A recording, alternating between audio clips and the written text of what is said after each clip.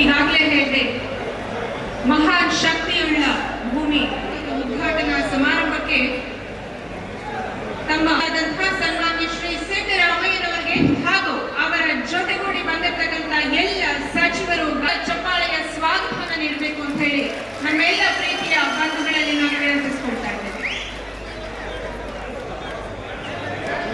ಅನೇಕ ಪುಣ್ಯ ಪುರುಷರನ್ನ ಕಂಡಂತಹ ಹೆಮ್ಮೆಯ ನಾಡು ಮಾಗಡಿ ತಾಲೂಕಿನ ನಾಗರಿಕರ ಪರವಾಗಿ, ವೇದಿಕೆಯ ಪರವಾಗಿ ಅತ್ಯಂತ ಪ್ರೀತಿಯ ಸ್ವಾಗತವನ್ನು ಕೋರುತ್ತೇನೆ.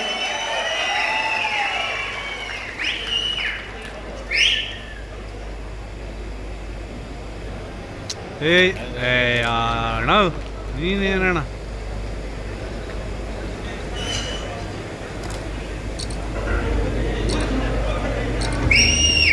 ನರಸಿಂಹಮೂರ್ತಿರವರು ಇವತ್ತಿನ ಈ ಒಂದು ಬೊಮ್ಮೂರು ಕಟ್ಟಡದ ನಿರ್ಮಾಣದಲ್ಲಿ ಬಹಳ ಹೆಚ್ಚಿನ ಶ್ರದ್ಧೆಯನ್ನು ವಹಿಸಿದಂತ ನರಸಿಂಹಮೂರ್ತಿರವರು ಕೂಡ ಮುಖ್ಯಮಂತ್ರಿಗಳು. ಹಾಗೆಯೇ ರೀತಿಗೆ ಅನುವರ್ತನಾಮವಾದಂತ ಆದರೆ ಅಷ್ಟೇ ದಕ್ಷ ಆಡಳಿತಗಾರರಾಗಿ ತಮ್ಮ ಉದ್ಘಾಟನೆಗೆ ಆಹ್ವಾನಿಸೋಣ ನಮ್ಮ ರಾಜ್ಯದ ಹೆಮ್ಮೆಯ ಮುಖ್ಯಮಂತ್ರಿಗಳನ್ನ ಹಾಗೂ ಅವರೊಡಗೂಡಿ ಬಂದಿರತಕ್ಕಂತ ಎಲ್ಲ ಸಚಿವ ಮಾನ್ಯರನ್ನ ಸರ್ವರು ಒಟ್ಟಾಗಿ ಸೇರಿ ಮುಖ್ಯಮಂತ್ರಿಗಳ ಶುಭ ಹಸ್ತದಿಂದ ದೀಪವನ್ನ ಬೆಳಗುವ ಮುಖೇನ ಈ ದಿನದ ವಿವಿಧ ಕಾಮಗಾರಿಗಳ ಉದ್ಘಾಟನಾ ಹಾಗೂ ಈ ಶುಭ ಕ್ಷಣಕ್ಕೆ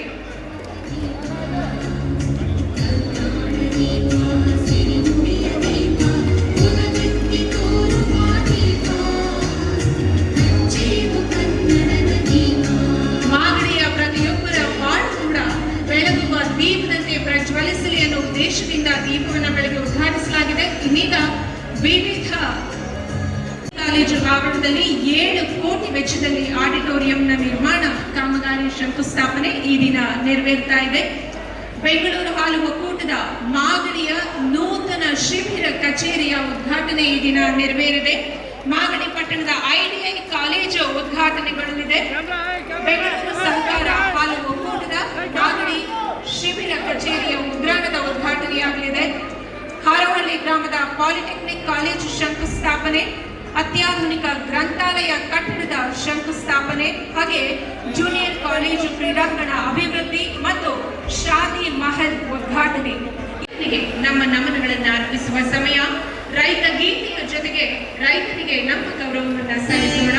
ರೈತ ಗೀತೆಯನ್ನು ಹಾಡಿದ್ದಾರೆ ಕಡಬಗೆರೆ ಮುನಿರಾಜ್.